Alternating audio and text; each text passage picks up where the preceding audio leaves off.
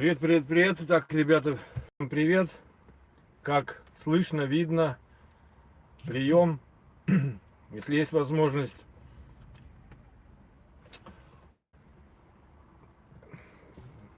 Ой, ёпарасоте, ну что ж такое-то?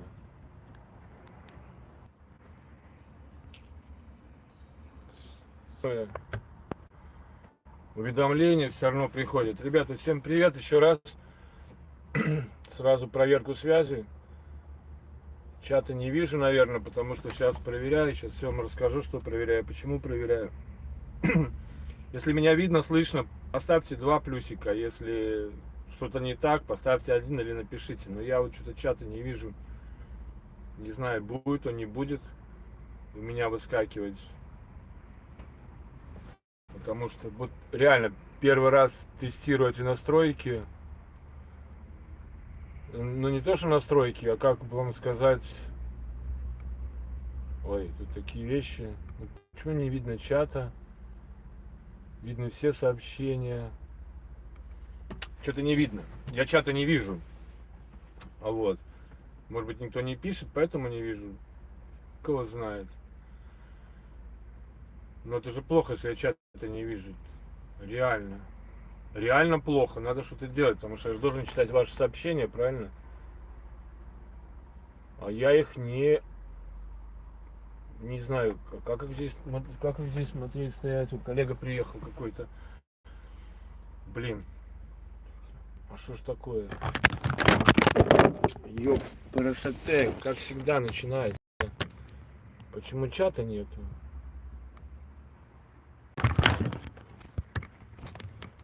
Вот ты. Это нам не надо. Другую сторону медали нам не надо. Чат, видны сообщения. Не вижу чата. Ой, это плохо. Это надо что-то делать. Надо что-то с этим делать. Сейчас, ребят, что-то сделаю. Подключу компьютер, наверное, я.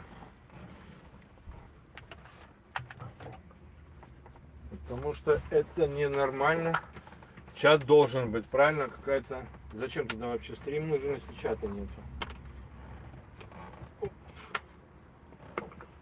Тоже очень странно. Ладно. Сейчас подключимся. Секундочку.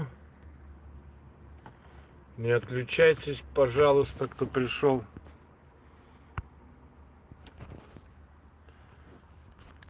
Сейчас.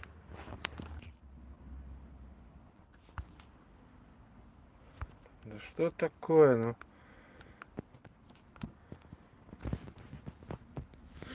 И главное, я не могу сейчас ничего делать. Так, ребята, сейчас я почему-то чата не вижу, мне это не нравится. Это что значит, когда первый раз делаешь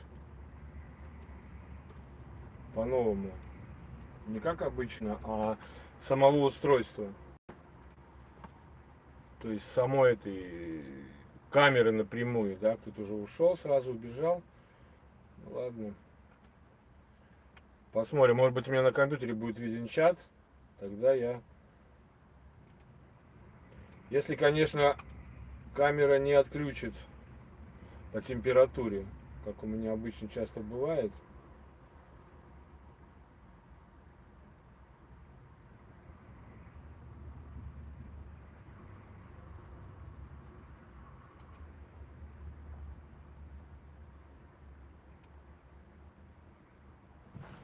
Ну, по-моему, никто просто, наверное, ничего не написал еще. Или что-то. Сейчас настраиваемся. А, есть чат. Но я его почему-то здесь не вижу, ребята. Вот, блин, какая-то засада. Надо будет читать. Ага, плюсики, плюсики. Всем привет. Мы вас видим и слышим, Наташа. Привет, Натулик. Ладно, будем так делать. Пока не отключится, я буду видеть. Итак, ребята. Да, все зависло, потому что я тут переподключался. Наверное, люди вышли, смотрят только 2 человека. Это, наверное, Наташа смотрит, наверное, и Женя смотрит. Вот. Ну что я хочу сказать. Я проверяю сейчас, поскольку подключение 1000 подписчиков, мне подключили монетизацию, заодно дали мне возможность прямо с телефона вести трансляцию. Вот я тут пытаюсь сейчас как бы это все дело наладить, чтобы более-менее было. Но вот то, что чат, конечно, не показывает, это плохо. И что нужно на компьютере смотреть. Блин,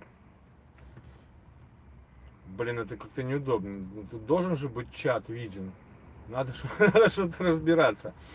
Ну, короче, ситуация по мне такая, ребята. Кто смотрел мои видосы до сегодняшнего дня. И сегодня уже новый вышел видос. Я, может быть, опережаю события. Сейчас, короче, самое главное. Привет вам всем из Испании. Я нахожусь в Испании. Возле города, как он там называется, Арфейо, Артехо. До погрузки мне здесь буквально 12-14 километров доехать. Я отстоял там целый день отстоял. Сначала где-то я приехал очень рано, в принципе, я был уже в 8 на проходной. И мне сказали, заезжай, рампа номер 1. Я такой довольный, поехал, сейчас меня загрузит, и я поеду на Швейцарию. Подъезжая, рампа занята. И первая, и третья. Я так встал, думаю, а что дальше делать? Пойду, думаю, упражняться испанским языком. Там подошел чудак, говорит, ты так встань к стенке, я тебе покажу, и чуть назад, чтобы там проезжали машины. Когда, говорит, вот этот трейлер загрузят, тогда и будем тебя грузить. Окей, говорю, я согласен. Отъехал, подошел к ним. Попросили меня еще принести ЦМРки. Я им принес заполненные. Они говорят, нет, давай пустые, мы там сами заполним. У них там какая-то своя там система. И, что-то они там по-своему как заполняют, наверное, я ж не знаю. И я оставил им. Потом мне показали, где там туалет, я могу лицо помыть, руки помыть, вообще сходить в туалет. Кофе там нету. И сказали, подожди. А я так посмотрел, так этот трейлер, он пустой. Чего его не забирают? Окей, потом подхожу к ним, говорю, а этот трейлер будут грузить, или он просто уже ждет, чтобы его забрали? Нет, его ждут, чтобы забрали. Они ждут, чтобы его забрали. Я говорю, его заберут, я могу сразу остановиться? Он говорит, не. Там какие-то непонятки с оформлением документов. И мои-то готовы со стороны фирмы, а там что-то со швейцарской стороны, какая-то задержка. И я уже вижу пломбы, да, уже все, и груз мой, да, и все готово. Говорит, надо подождать. И тут подъезжает одна машина из Латвии, тоже с Елгавы ребята подъехали. Один подъехал, такой в возрасте, Володя, как оказалось, потом познакомились. Он вообще, с языками не туговато, он уже там тоже на пенсии. Мужчина, он уже 45 лет или 48 лет, он уже в дальнобое. Но я ему говорю, что вот такая вот ситуация, надо ждать. Ему сказали, там выезжаешь и жди. Они там и стояли, ждали. Он говорит, там и коллега еще один. Я понял, что их 3 машины было, да.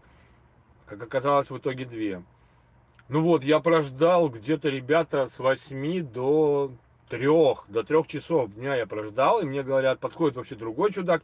Говорит, извини, такая ситуация, пока информации нету, но здесь тогда стоять не надо. Говорит, выезжай за территорию и там стой. Я говорю, а как вы меня скажете, когда мне грузиться? Записали мой номер телефона.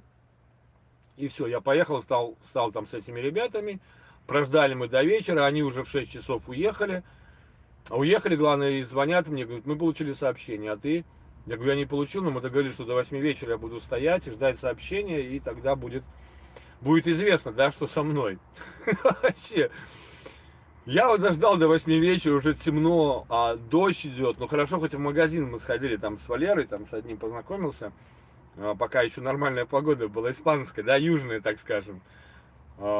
И сходил туда, в магазин, купил все продукты, они уехали, я пошел к ним. Они говорят, а мы тебе сообщение посылали. Я говорю, как посылали? У меня ничего нету. Она показывает на компьютере, что вот моя машина и 2 еще коллег, их номера телефонов. Я говорю, да, они получили, я не получил. Она позвонила боссу склада, босс склада приходит и говорит, я тебе посылал. Я говорю, покажи. Он достает так телефон свой с моим сообщением, так нажимает кнопку, хоп, и я смотрю, оно ушло. Я сразу его получил. Я говорю, ну как же ты посылал? Ты не посылал, ты его поставил там, типа, а оно ко мне не пошло. И вот сейчас я его получил. Он говорит, ну, сори, там, как-то там, ну, нормальные чудаки. Я говорю, а что теперь делать? Он говорит, ну, теперь жди только понедельника, информацию в понедельник. А это, ребята, было в пятницу вечером. И, короче, в итоге я ребятам показал вот этот паркинг, где сейчас я стою.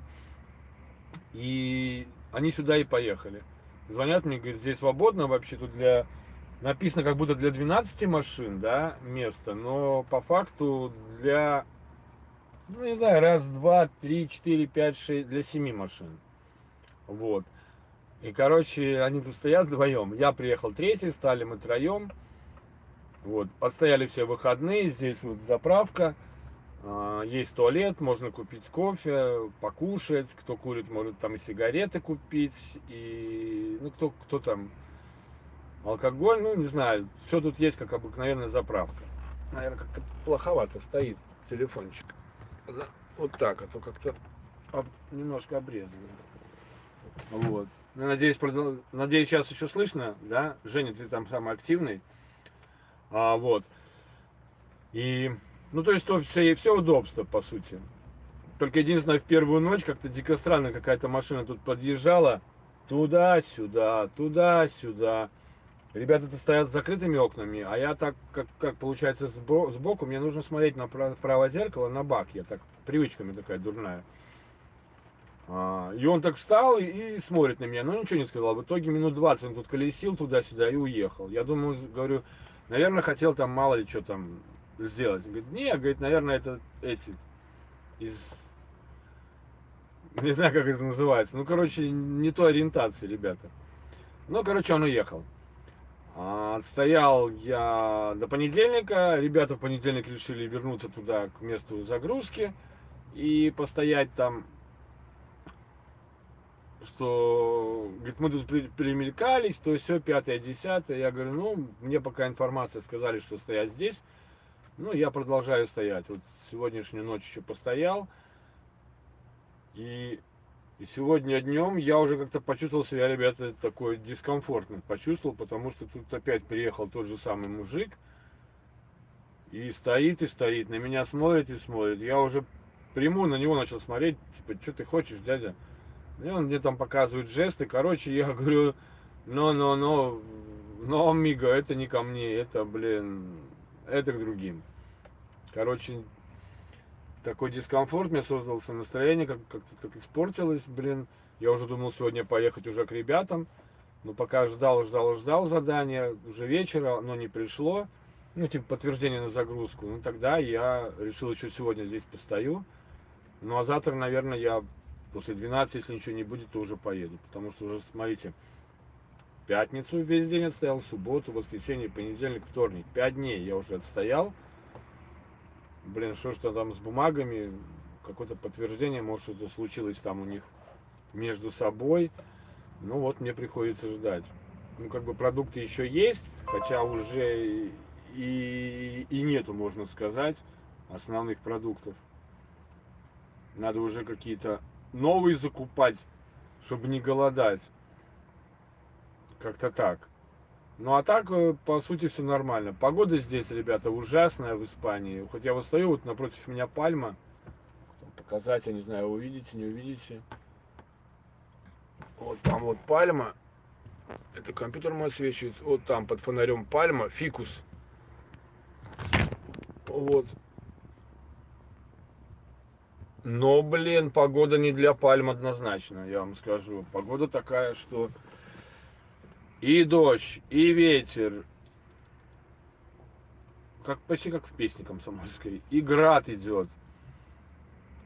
Ну, блин, даже пришлось ждать воскресенья, чтобы в каюте, в кабине порядок какой-то навести, потому что невозможно было, откроешь дверь, сюда либо вода льется, либо ветер залетает. Но в какой-то момент воскресенья там было 3-4 часа, такие нормальные, так я убрал, как в кабине сделал опять, как этот санитарный день, все эти дела. И, и, и убрал прицепи, подмел, там весь порядок навел, чтобы все хорошо было. Вот, возможно, сегодня буду стоять с коллегами. Сегодня, кстати, с одним коллегом стоял ночью так. Даже не с одним. Один там стоял, а здесь стоял бензовоз слева. То есть под вечер, я думаю, что, может быть, наедет еще парочку машин, то, может быть, будет ну, повеселее стоять. А то одному как-то скучновато, конечно. Вот такие вот пироги. Погода, сегодня уже и град шел, сегодня только чего не было. Вот, кстати, хотел вам показать чайник, который мне... Вот такая хорошая штука. В пыли сейчас. Черный. Недорогой, вроде 6 евро мне дети покупали, блин. Зато он держит так хорошо Чайковского, блин. И не железный, не стеклянный, и не падает, и устойчивый. И самое важное, что вот тут такая вот пимпочка есть. Вот ее нажимаешь, и льется вода. То есть не надо там типа качать, да, там всякие такие вещи. Потому его очень удобно. На ходу взял и налил. Причем держит этот чайник. Он вроде небольшой, я не знаю, сколько здесь. Может быть, литр. Да, 1 литр он написано. Но держит он целый день. Вот я один раз попробовал, заварил чай вот перед выездом, 8 утра было. И в 8 вечера он еще был горячий. Это суперско. Вот. Так что так. Теперь меня там спрашивали про фирму, как, что и как. Вообще впечатление, как работа. Я вам скажу сейчас,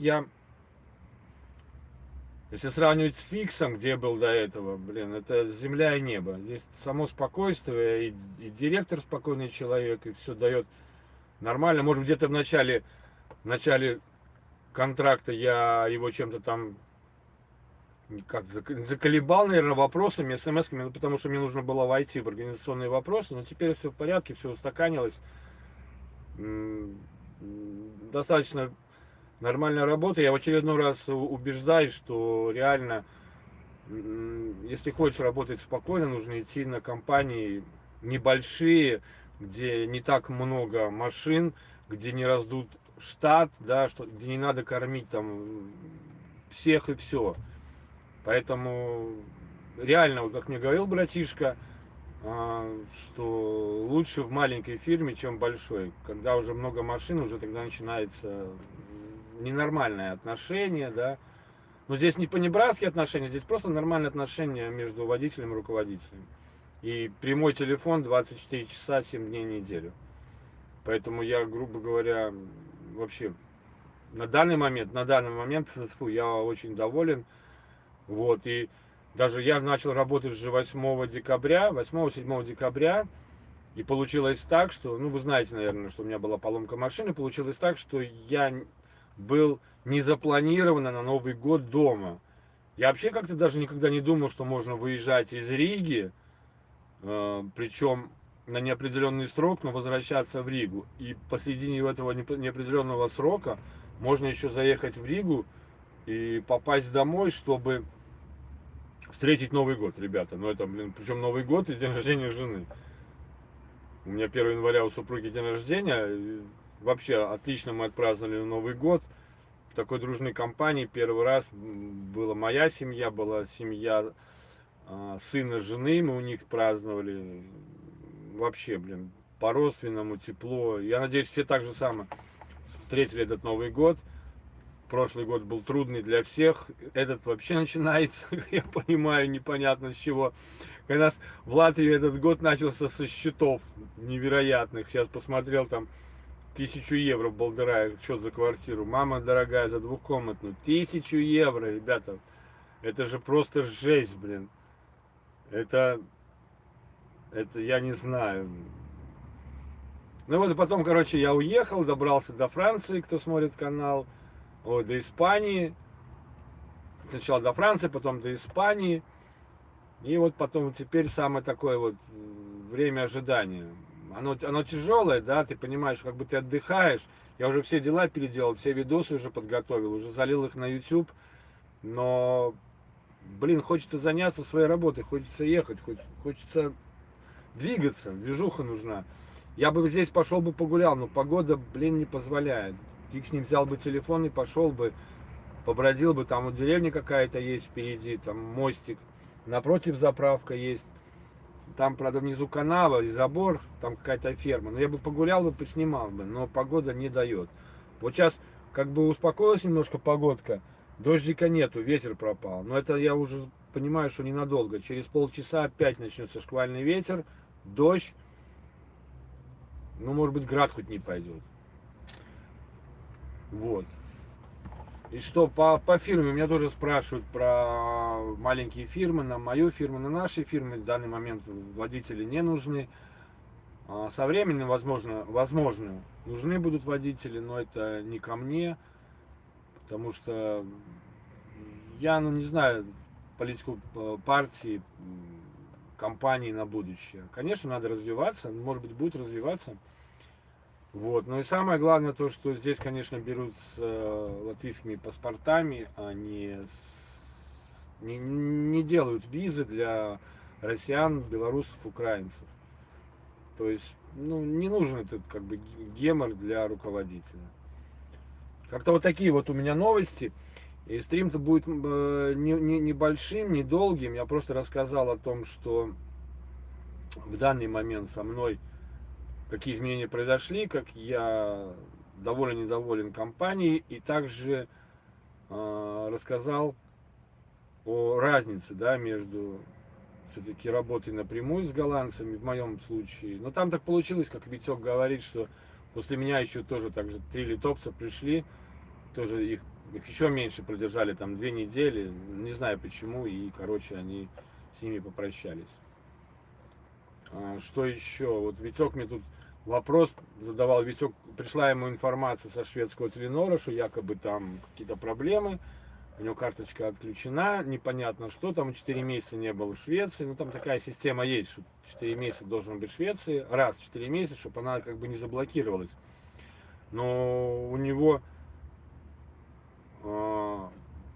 по смс, которую он получил, она как бы, этот Теленор заблокировался, но по факту, как оказалось, нет. Мы начали искать какую-либо... Он работает в Голландии, Франция, да, но Теленор как бы во Франции почему-то плохо работает. Да и здесь тоже как-то фиговый интернет в Испании, по крайней мере вот здесь. Потому что я подключался уже вручную, непонятно ни к Оранжу, ни к Водафону, а какой-то другой местной компании, к ней только подключился, и такая связь не ахти. Я вчера загружал целый день видос на YouTube, но это никуда не годится. Ну, ладно, там бывало, что часик загружает там, а сейчас вообще, ну, блин, целый день. Ну и телефон еще выходил, все время перегревался. Вот, что еще? Ну вот, и мы начали искать, я даже в Фейсбуке ребятам написал пост, какая карта нормальная для интернета. Но мне начали предлагать Теле2. Ребята, Теле2, по нем не смотрят Теле2, и у меня бизнес-подключение, но мне не хватает этого объема, потому что у меня одно видео весит до 6 гигабайт, чтобы загрузить. Они предлагают там 15, 25, ну куда это? Меня Теленор устраивает, вот Витька была проблема. Ну и в итоге, кстати, по Теленору, в итоге он пополнил, Теленор ему пополнил, вот сейчас решили на какую-нибудь минимальную сумму пополнить и проверить, Теленор работает или не работает. Пополнил на 5 гигов, по-моему, не, на 10 гигов. Ну, короче, заработал интернет. То есть фигня это все, не отключается он через 4 месяца, хотя они прислали ему эту самую информацию. Может, через 4 месяца, если ты не заезжаешь, у тебя гасятся эти гигабайты остаточные. Ну, короче, Теленор заработал. Это уже хорошо. То есть это хорошая новость для тех, кто берет шведский Теленор на будущее. Значит, если вы пополняете счет через кого-то знакомых, например, да, пополнительная эта карта пополнительная, да, то есть не сгорает ничего. Единственное, что может быть, что сгорят остатки, да, гигабайтов, не продлятся. Вот это может быть. У меня этот вопрос решен, у меня просто есть Саня в Швеции, который, он и оформил Теленор на себя, потому что он давно уже в Швеции живет, по своей айдишке. Мне карточку Витек купил, А я Саньке отослал данные, он ее через себя оформил. И сейчас постоянно при необходимости мне пополняет на 150 гигабайтов, это где-то 499 крон, это в районе 50 евро. И мне вот так хватает, если только я не занимаюсь какой-нибудь ерундой, в виде как просмотра финала чемпионата мира по футболу. Это, конечно, было, я даже сам не ожидал, у меня улетело 80 гигабайтов за один финал. Но финал был крутой, я, в принципе, не жалею, что его посмотрел. Наверное, это чуть ли не единственный финал за последние, может, лет 20 футбола, который я смотрел полностью. Вот. Аргентина победила, я, конечно, рад за Аргентину, за Месси, но, честно говоря, на тот момент я болел за французов из-за меркантильных интересов, потому что если бы французы победили, то наверняка у них было бы один, а может быть даже два выходных во Франции. Такая вот ситуация была. Но в итоге Витька остался на Теленоре, и все в порядке. Такие вот у меня, ребята, новости. Я надеюсь, что меня слышно, видно было хорошо. Правда, я не знаю, чат пропал, что-то никто ничего не пишет, наверное, больше. Елена была, которая, помню, давно меня смотрела, больше, наверное, не смотрит. Ну и не знаю, кто там, ребята, еще присутствует. Или у меня завис интернет, но я чата не вижу в компьютере. Вот. Не, ну вроде у меня не завис, что-то там продолжается. Вот. Наташенька смотрит. Ой, Иришка смотрит. Иришка, привет. Привет. Роднулька. Наташа, роднулька, привет. Привет всем друзьям, привет всем родным. Я уже, в принципе, буду завершать, наверное, потому что вопросов никаких нету. Я просто реально провел тестовый стрим. Рассказал быстренько о том, как я здесь попал, сюда приехал, почему я остаюсь здесь, какие немножко разницы между работой напрямую с голландцами, где я получал, я вам скажу, в 2,5, в 2 раза больше, чем сейчас я получаю. Но я вам скажу, это того не стоит. Потому что там все-таки мы гастарбайтеры, и никто тебе не будет объяснять, почему с тобой прощается, тебя просто подставляют, никто тебя выслушивать не будет, улыбаться, а в итоге у них свое мнение, свое решение.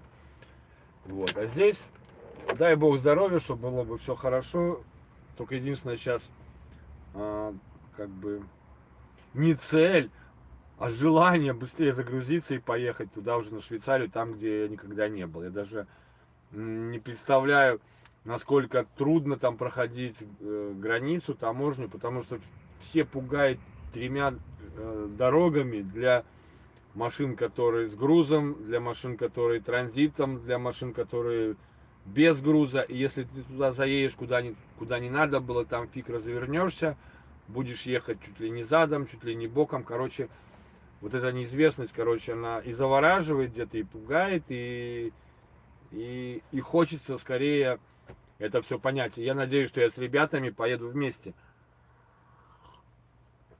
Ну, не от того, что мне там типа страшно. Нет, они просто идут тоже туда же. Но я гружусь первым, как должно было быть. Не знаю, как получится по факту, но я гружусь первым. А потом они. Ну, может, где-то догонят, а может быть, ну, связь у нас есть, будем разговаривать, переговариваться. Так что там у нас пишет. Ага. Окей, жду отзыва из Швейцарии, говорят, красивая страна. Конечно, говорят, красивая. Красивая страна, но для кого? Для туристов. Для нас, ну, дороги, да, будем видеть. Я даже не знаю, что-то мы там увидим, где-то будем останавливаться. Но как я понимаю, что там продукты, все это дорогое, нужно затариваться здесь, в Испании, либо где там я пойду. Я даже не знаю, каким маршрутом я пойду. Что там можно пройти у нас по дороге. Испания, Франция, Италия, Андорра, кажется, там где-то еще что-то по пути есть. Я не знаю, кто-нибудь ехал через Швейцарию от Де Виго. Я, кстати, стою в районе Де Виго, это мыс Де Виго. С одной, с правой стороны Бискайский залив, с левой стороны этого мыса уже Атлантический океан. Поэтому погода такая не ахти. Там ребята говорят, проезжали мимо там океана, там такие волны, такой ветер, там машины качают. И здесь качает машина, вот спишь и вот так себя джин-джин колбасит, как младенца в люльке. Валик Шаман, привет, привет. Как младенца в люльке. Ну вот сейчас уже как-то веселее становится, что там коллега встал. Надеюсь, он останется. Мне бы еще что-нибудь, чтобы справа встал, чтобы меня прикрывал с правой стороны. Что-то мне как-то реально, честно, некомфортно, когда подъезжает какой-то там люди и высматривают тебя в окно и что-то там махают, такими жестами показывают. Не, я еще понимаю, там девчонок бы привозили каких-то, да, там, ну, блин, когда взрослый мужик, смотришь на него, елки-палки, ему, наверное, столько же, сколько мне, 55, и он тебе предлагает, там, ну, я просто был в шоке. Я готов к этому был, я предвидел эту ситуацию, что такое возможно, но, знаете, когда это вот так вот себе в окно, это просто, ну, главное здесь выдержка, самообладание, ни в коем случае не грубить, ни в коем случае там не ругаться, ну, это чревато, как мне рассказывали, это чревато, были такие варианты, что там начинали хамить, особенно когда на паркингах там выпившие, заканчивается это достаточно плачевно и для машины, и для человека, ну, лучше этим не заниматься, у каждого, как там было, у каждого свои, как-то свои, помните там в этом фильме мы из джаза, да, там, говорит, я мужчина, у каждого там свои какие-то, я уже забыл слово это, ну, не свои проблемы, своя фигня, главное, чтобы они вот так не уехали, фиг с ним, показали жестом, что не хотят, я сказал нет, и они уехали. Потому что, ну, действительно, как-то дискомфортно себя чувствуешь. А, кстати, тогда первый раз, когда он подъезжал, была вот такая же, вот это же примерно время, мне даже позже было, я приехал после 8 по местному. Сейчас у нас 7 по местному. Ну, такая вот была. Да, правильно, надо оставаться всегда человеком. Конечно, у каждого свои, как не знаю, тараканы в голове. Может быть, для них мы неправильные, и наоборот, но просто как-то так. Испания. И вот по... Женя, ты говорил такое, что типа удивлен, что в Испании такое творится по поводу слива дизельного топлива. Да, но не только в Испании, это везде возможно. И Франция, и Испания, и Бельгия, и Голландия, и Германия.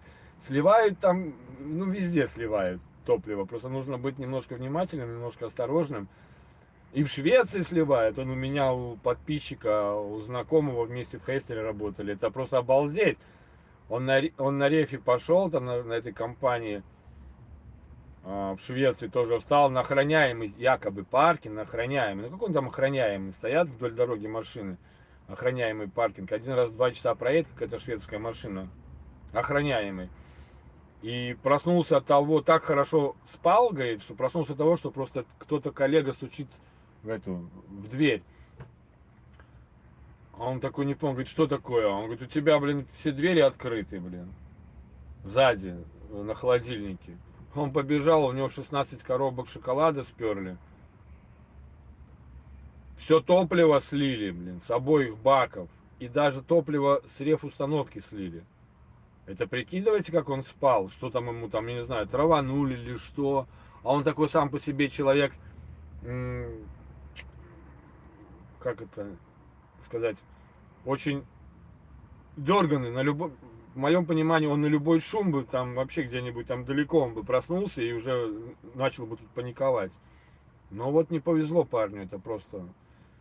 Но видите, изначально, когда я говорил тоже на этой компании по относительно груза, относительно топлива, нет, я не несу никакой ответственности, но я все равно пытаюсь как-то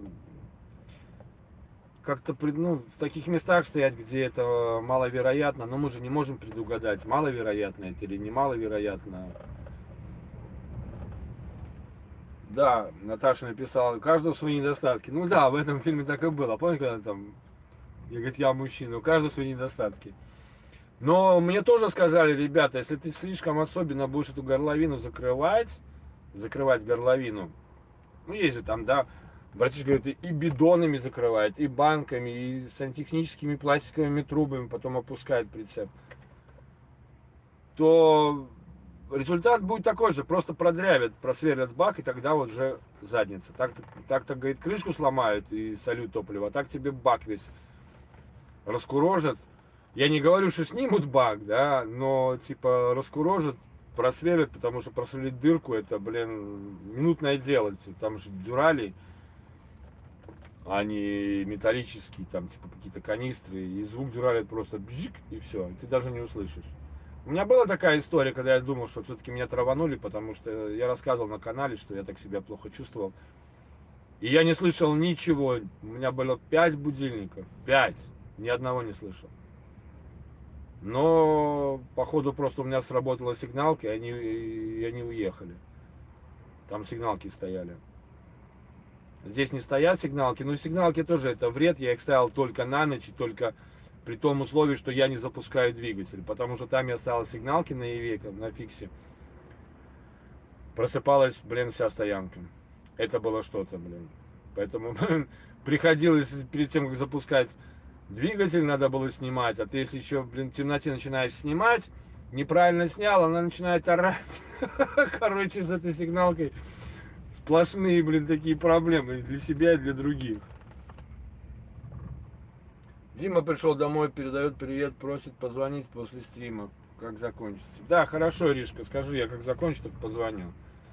Просто я сейчас тоже отключаю телефон, вот у меня есть мои близкие подписчики, увидят меня на стриме, начинают мне сразу звонить. А когда были другие программы подключены, да, не YouTube напрямую. Кстати, вот благодаря тому, что есть 1000 подписчиков, у меня есть функция, я напрямую могу подключиться на стрим без всяких дополнительных и посторонних программ. И вот тогда, когда звонил, например, ну кто-нибудь звонил мне, у меня сразу, блин, отключался интернет, отключалась трансляция, и, короче, блин, были проблемы. Я всегда просил, не звоните мне во время стрима, пожалуйста. Вот. Да, сынуля, позвоню обязательно, как мы договаривались, поболтаем. Поэтому, да, вот, поэтому сливают везде. Вернее, так скажем, слить могут в любой стране, в любом городе, в любом месте. Если не захотят, они сольют. Но надо же всегда понимать, что главное не твой груз, не топливо, главное твое здоровье, что тебя ждут дома, родные, близкие. Любого из нас ждут дома. Даже если он думает, что его не ждут, все равно его кто-то ждет.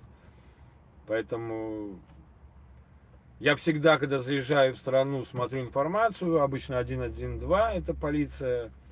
Лучше спокойно вызывать полицию, если ты можешь сказать им точку, там, где ты находишься, неважно, ну, как-то сказать, там, 1, 2, 3, 4, 5, ну, какие-то там цифры назвать. Хотя бы взять и в переводчике в гугловском набрать этот адрес и послушать, как он звучит на данном языке, да, где ты находишься. Но я здесь немножко тоже хитрю, я снимаю видео эту самую, регистратор свой, и ставлю его на боковое стекло, чтобы визуально хоть какая-то была бы информация о том, что их, возможно, снимают. Ну, какое-то предупреждение. Вот, у меня, благо, видеорегистратор такого плана, что у него цикличная запись идет и постоянно снимает. Кстати, когда этот уехал, я еще думал, я как раз хотел ставить видеорегистратор, когда первый раз этот чудак там первый день суетился здесь, но просто думал, не надо сейчас ставить, когда он смотрит, потому что провоцировать, ну, нехорошо это, конечно.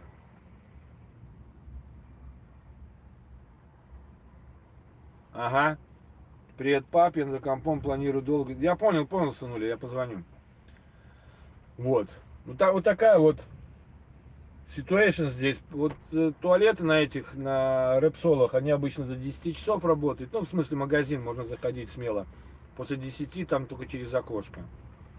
Вот, поэтому все свои дела, все свои необходимости можно делать с 6 утра, по-моему, и до 10 вечера, потому что я там, когда просыпаюсь, иду, там все уже открыто, люди приветливые, мне вообще, ребята, Испания очень нравится, мне раньше, наверное, Франция больше всего нравилась, но теперь мне уже второй раз я в Испании, мне уже второй раз Испания подтверждает, что она мне очень нравится.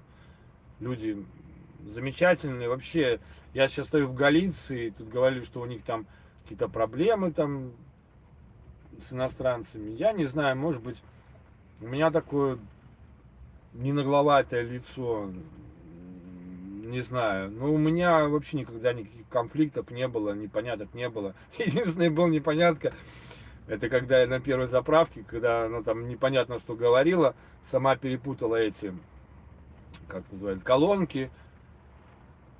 Говорит синько, показывает на сей, на шестую колонку и наоборот. Ну, там все нормально, потом она сама смеялась над собой. Вот. И вот когда вот час шел в Испанию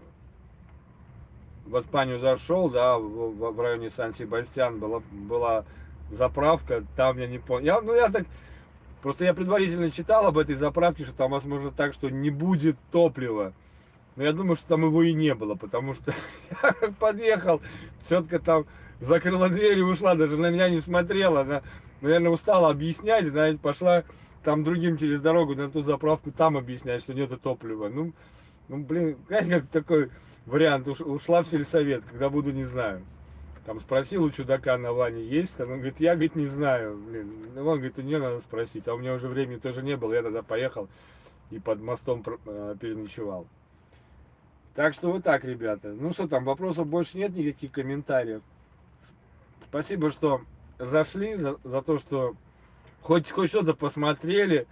Может быть, потом нас, кто не успел на стриме, что-нибудь посмотрит. Короче, коротко так, ребята. Я в Испании, погода отвратительная. Стою 5-е сутки, жду информации. Но это не по вине нашей компании. Оттуда. Единственный меня вопрос волновал. Ну вот за то, что мы стоим в таких моментах, вообще дальнобойщики. Я надеюсь, что заказчик оплачивает фирме наш простой, потому что это, я не думаю, что это нормально, блин, 5 дней стоять, машина 5 дней стоит, зарплата идет. Наверное, все-таки что-то оплачивает. Но это так, это особо меня, конечно, не касается. Ну так, просто интересно. Ну вот. На этом, ребят, я буду заканчивать. Спасибо еще раз, что заходите. Всем добра, здоровья. И как обычно я завершаю. Берегите себя, своих родных и близких. И все будет чики-пуки. Пока, ребята. До новых встреч.